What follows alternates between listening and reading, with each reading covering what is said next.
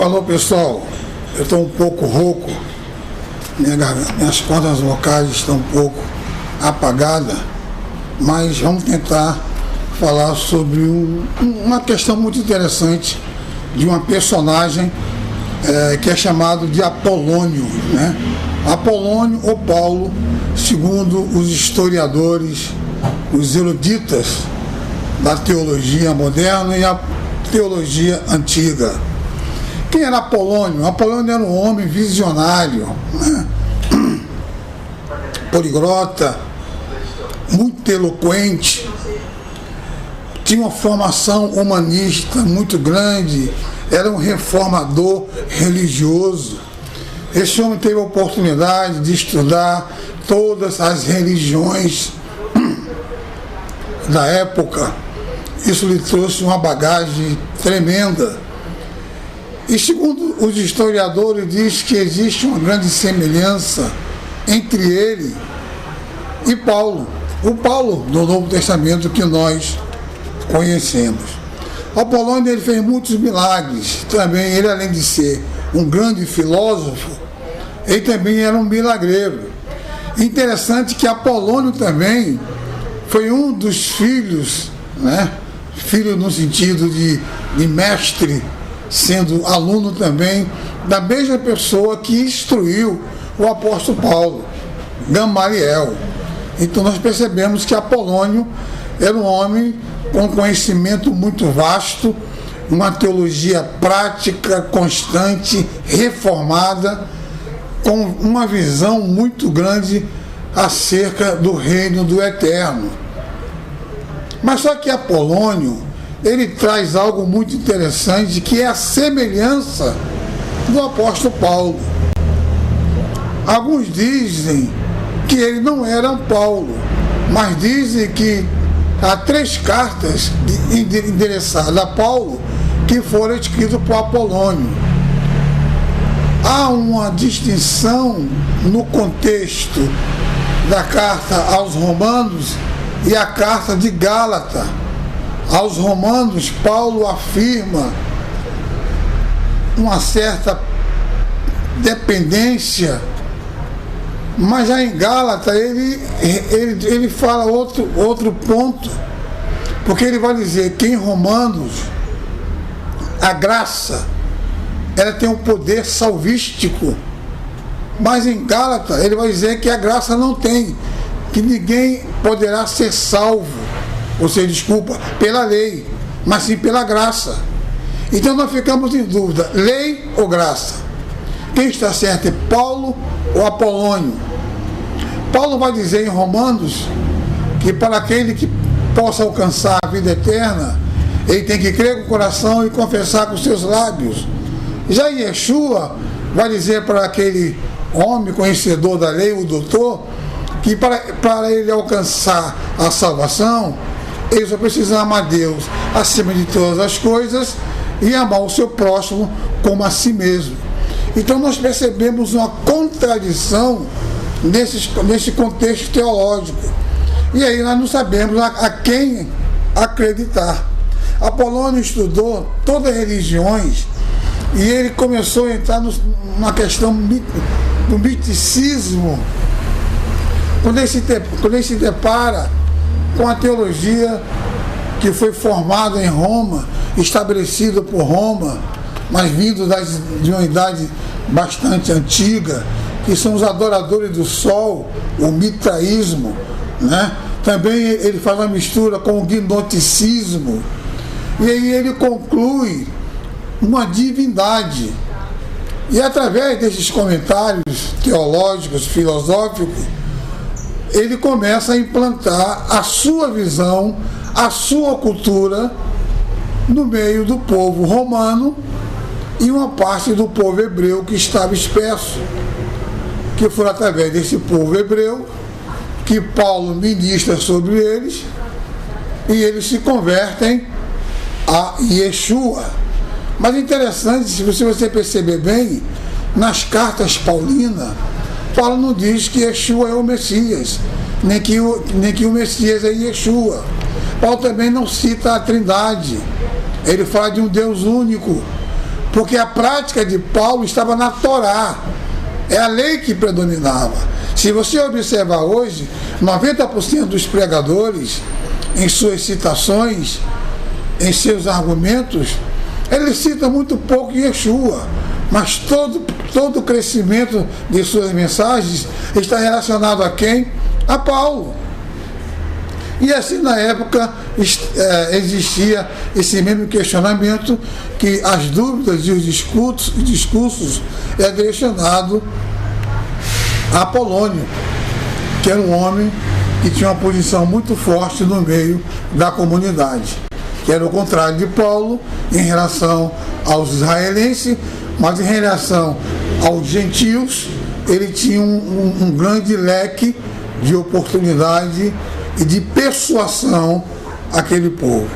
Bom, Paulo traz um novo evangelho, porque Paulo não traz aquele evangelho que foi ministrado por Yeshua. Nós percebemos muita falha nos dois evangelhos. E eu lhe pergunto qual é o evangelho que eu vou ter que seguir. É o evangelho que Paulo ministra ou é o evangelho que o Mashiach deixou para nós, que é Yeshua, que é as boas novas e é o plano de salvação. Para você que talvez nunca percebeu, que você que rejeita a lei, você que rejeita a visão messiânica, a visão israelense, eu quero que você saiba que os 4 evangelhos não foram escritos para simplesmente os gentios, mas sim para os judeus que se converteram à visão estabelecida por Yeshua. Por esse motivo, é chamado de evangelho sinóticos, porque há repetições, mas vão a uma manifestação, uma explosão acadêmica, quando o Mashiach começa a mencionar a visão de Ruach Kadosh, que é do Espírito Santo, sendo manifesto sobre aqueles que nele acreditavam. Bom, abolindo as festas, Paulo tira as festas do meio do povo gentílico. Isso quer dizer que Paulo estava criando uma nova igreja, um novo evangelho. Interessante, lá em Tessalônica, ele vai dizer que tudo que ele aprendeu não foi do homem, mas foi de Deus na revelação do Mashiach. É uma questão também contraditória, porque se ele tivesse recebido a revelação direta do Mashiach, ele daria continuidade àquilo que o Mashiach estabeleceu para o seu povo, ok? Porque o Evangelho não muda, o Evangelho é mudança de vida, o Evangelho é mudança de hábito, o Evangelho aponta para o reino do Eterno. Então nós percebemos que tem muita coisa que nós temos sido enganados por falta de conhecimento. Dito pelo próprio Yeshua, que o profeta foi até João. Ele o titula João como o único profeta e também o titula como aquele que é amigo do noivo.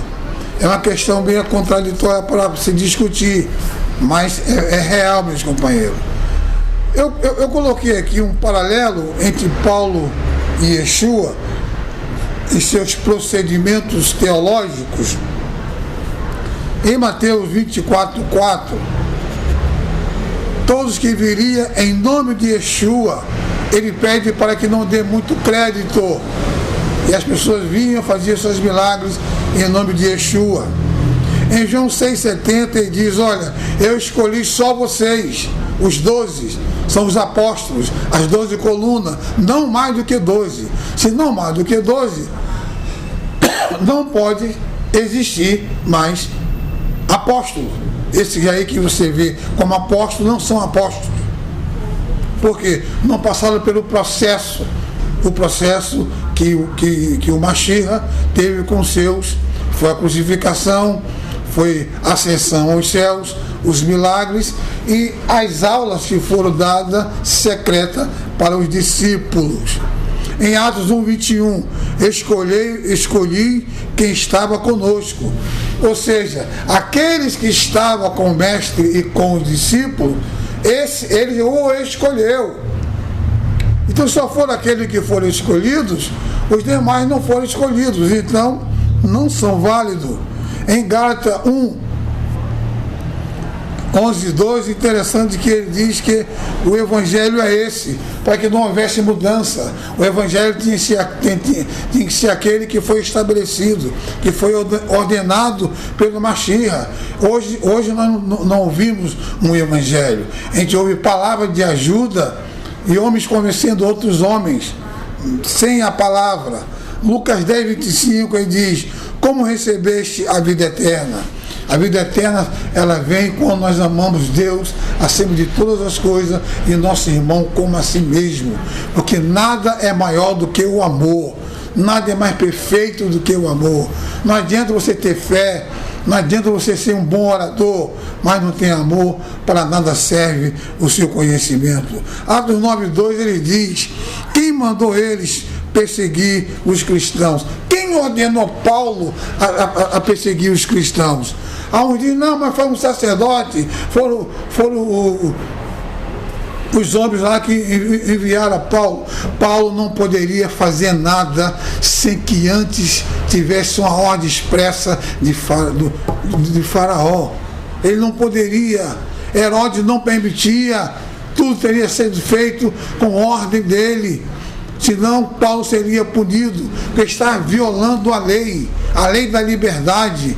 Todos aqueles que servia Roma tinham liberdade de culto. Roma nunca proibiu a liberdade de culto. E quem era Paulo para proibir liberdade de culto? Então Paulo não poderia seguir uma carta de um sacerdote, de um profeta. Não, meu irmão. Se não houvesse uma direção dada por Roma. E o que nós percebemos que Paulo, olhando para Paulo, e eu pergunto: quem é Paulo? Eu não sei quem é Paulo, porque eu vejo tanta contradição. Paulo cria o cristianismo, estabelece as suas regras, estabelece as suas metas. Em nenhum texto você vai encontrar nas cartas paulinas ele dizendo que Yeshua é o Messias, ou que o Messias é Yeshua. Ele não fala sobre o poder latente do Espírito, Raul Kadosh. Ele coloca a sua posição. Por isso que ele manda matar o Estevão, porque ele traz uma visão do reino, um novo reino, uma nova visão, aquilo que foi estabelecido, um conforto eterno para aqueles que seguem. E toda essa visão Apolônio tinha. Por isso que ele disse que Apolônio e Paulo é a mesma pessoa. Tomara que eu esteja errado, companheiros, mas Apolônio e Paulo eram a mesma pessoa. Apolônio escreveu algumas cartas que foram interessadas para Paulo.